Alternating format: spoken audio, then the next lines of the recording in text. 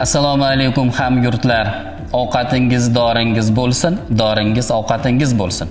Aynan oilaviy universal mahsulotlarimizdan spirulina suv o'tidan tayyorlangan tabletkalarimiz 1974-yildan boshlab Birlashgan Millatlar Tashkiloti tomonidan butun insoniyatga eng kuchli oqsil manbai sifatida tavsiya qilinayotgan spirulina mahsulotimizdan foydalaning.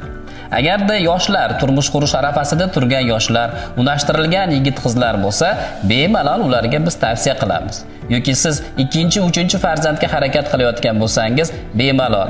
Ayollarga foydasi, jumladan follikulani o'z vaqtida yetiltirish, qonni ko'paytirish, buqoq kasalliklarini oldini olish, homiladorlikka juda ham yaxshi tayyorgarlik ta'minlab beradi.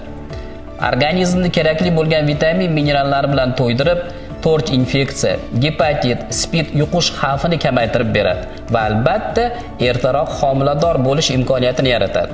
Hozirgi kunda xalq orasida ko'proq tarqalgan mana shunaqangi polikistoz yoki bo'lmasam детский matka tushunchalarini oldini olishga yordam beradi. O'smir qizlarimizda bo'layotgan follikularning yetilmasligi, sikl buzilish holatlarida ham juda ham yaxshi samarali vosita hisoblanadi. Yigitlarimizga buyrak siydik yo'llarini tozalab, pushtini ko'paytirib berishga yordam beradi va ertaroq ota bo'lish imkoniyatini beradi. Va albatta homiladorlar uchun juda ham yaxshi mahsulot. Qaysi ma'nodaki, homiladorlar anemiyasi, kamqonligini yo'qotadi. Homiladorlar psixologiyasini yaxshilaydi. Organizmni magniy bilan to'yintiradi. Sof temir bilan to'yintirish imkoniyatiga ega. Homiladorlik paytida suvni loyqalanishi, homila o'smay qolishi yoki bo'lmasam ona qornida homilani nobud bo'lish holatlarini kamaytirib beradigan mahsulotlarimizdan. To homiladorlikni boshidan oxirigacha ichish imkoniyatini beradigan universal mahsulot.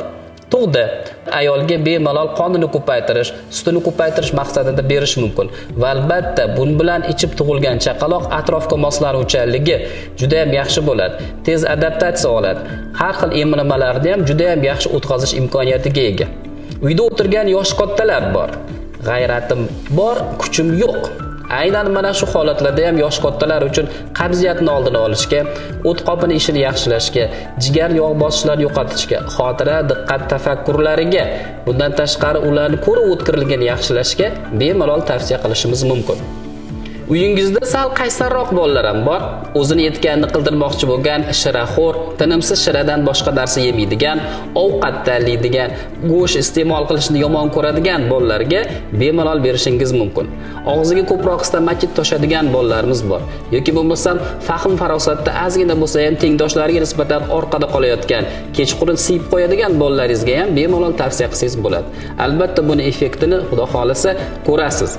Buni oilaviy ichish imkoniyatiga ega. Repetitorga qatnayotgan o'smirlarimizga, sport bilan shug'ullanayotgan yigit-qizlarimizga, soch, tirnoq muammosida ko'p aziyat chekayotgan bolalarimizga yaxshi. Har qanaqa odam ichgan paytda ham yosh kattalarda radiatsiyadan himoya qilish, onkologik kasalliklarni oldini olish, qondagi xolesterin miqdorini pasaytirish, qondagi qand miqdorini me'yorga keltirish, erkaklarda jinsiy quvvatni oshirish, kimdadir ovqatga qo'shib yesa semirtirish yoki ovqat o'rniga iste'mol qiladigan bo'lsa ozdirish xususiyatlariga ega. Yara chaqalarni tez bitirish hamda modda almashinuvini tartibga solish imkoniyatiga ega bo'lgan universal mahsulotlarimizdan bemalol iching, iste'mol qiling.